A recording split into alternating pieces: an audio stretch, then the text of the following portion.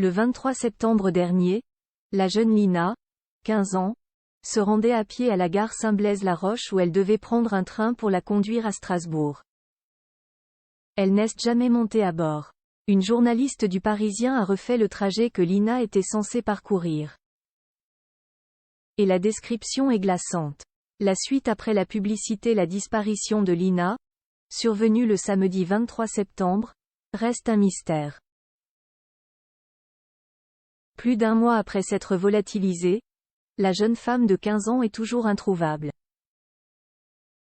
Si tout est mis en œuvre pour récolter des indices et des témoignages pouvant mener au terme de l'enquête, rien de ce qui a été rapporté aux enquêteurs n'a été concluant pour l'instant.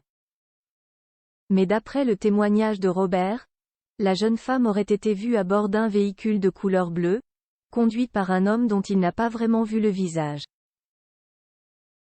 Seule certitude, Lina ne semblait absolument pas apeurée. Elle lui aurait même fait un coucou de la main avant que le véhicule ne continue son chemin. Toute la lumière est à faire sur cette terrible enquête.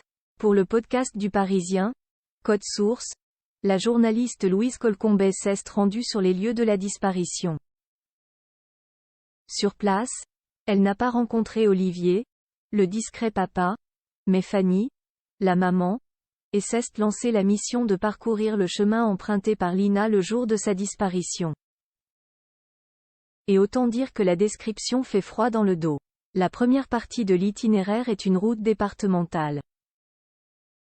Des arbres d'un côté, de l'autre, des champs, on est vraiment en campagne, indique la journaliste au micro du podcast. Elle révèle également qu'en bout de course, quand on s'approche de Saint-Blaise-la-Roche, il y a une piste cyclable qui reprend, pratique parce qu'elle offre un raccourci. On coupe à travers champs, on passe un étang et on arrive jusqu'à la gare. Elle précise que le trajet n'est pas très long mais possède néanmoins une particularité. Il n'est à aucune maison, c'est vraiment en pleine campagne. Il n'est à pas un seul commerce, il n'est à rien.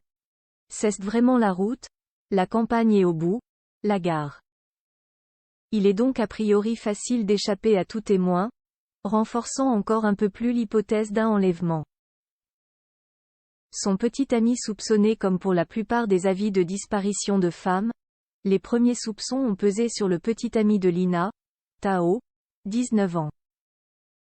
Ce dernier, dans le viseur des enquêteurs, aurait pu avoir une implication dans la disparition de la jeune femme. Admettre avoir perdu son téléphone en a rajouté une couche. Mais après l'avoir retrouvé et vérification des gendarmes, le portable de Tao ne comprenait aucun élément prouvant une quelconque culpabilité. Les caméras de vidéosurveillance de la gare le montrent également sur le quai de Saint-Blaise-la-Roche à l'heure d'arrivée du train, le mettant définitivement hors de cause. La suite après la publicité.